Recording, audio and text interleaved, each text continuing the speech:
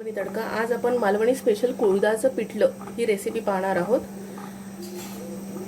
हे कुळीद आहेत. काही ठिकाणी याला हुलगे असं बोललं जातं. हे एक धान्य आहे.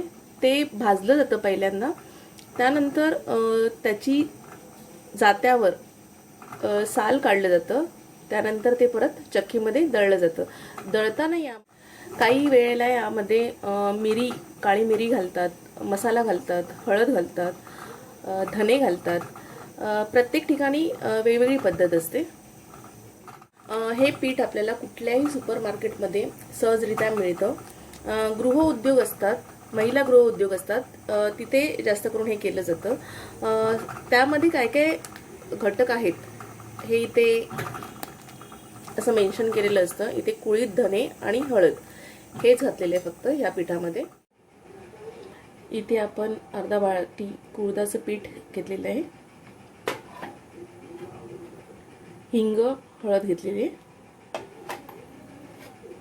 कांदा घेतलेला आहे, मिरच्या घेतलेल्या आहेत, ठेचलेला लसूण घेतलेला आहे. या पिठामध्ये आपण पाणी घालून घेणार आहोत.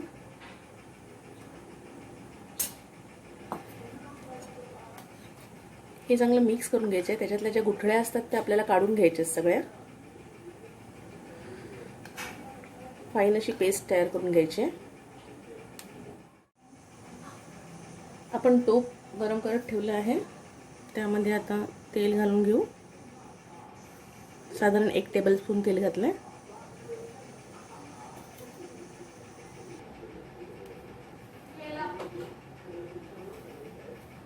कांदा आणि मिरची घालून घेणार आहोत.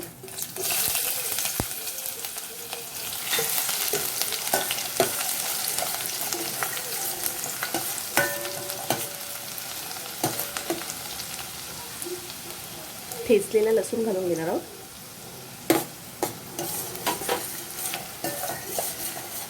कांदा साधारण 1 ते 2 मिनिटं शिजू द्यायचे. खूप जास्त शिजून घेण्याची गरज नाही आहे.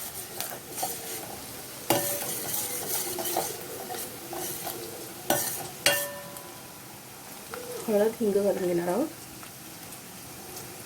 तुम्हाला जर आवडत असेल तर तुम्ही मसालाही घालू शकता.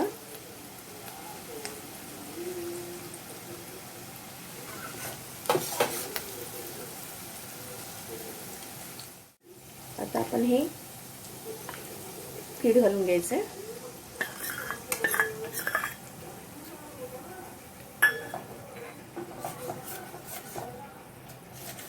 गॅस मध्यम ठेवायचे.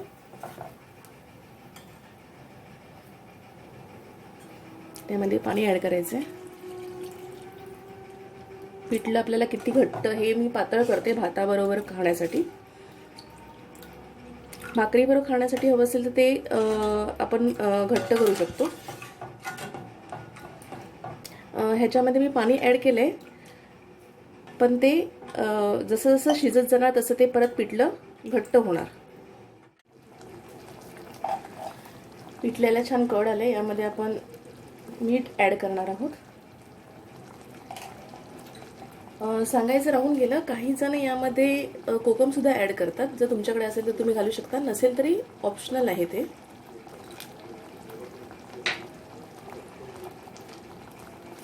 हे बघा पिठलं किती घट्ट झाले. आता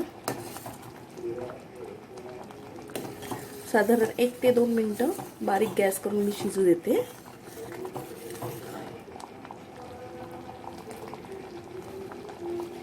सगळ्यात शेवटी यामध्ये मी कोथिंबीर ॲड करते. यामध्ये ओलं खोबरं सुद्धा घातलं जातं. जर तुम्हाला आवडत असेल तर तुम्ही घालू शकता. मालवण स्पेशल कुळदाचं पिठलं ही रेसिपी माझी तयार आहे. तुम्हाला कशी वाटली ती कळवा. लाईक करा, शेअर करा. चॅनलला जर सबस्क्राईब केलं नसेल तर चॅनलला सबस्क्राईब करा. थँक्यू. कुळदाच्या पिठल्याचा खूप छान सुगंध सुटलेला आहे. तुम्ही नक्की करून बघा.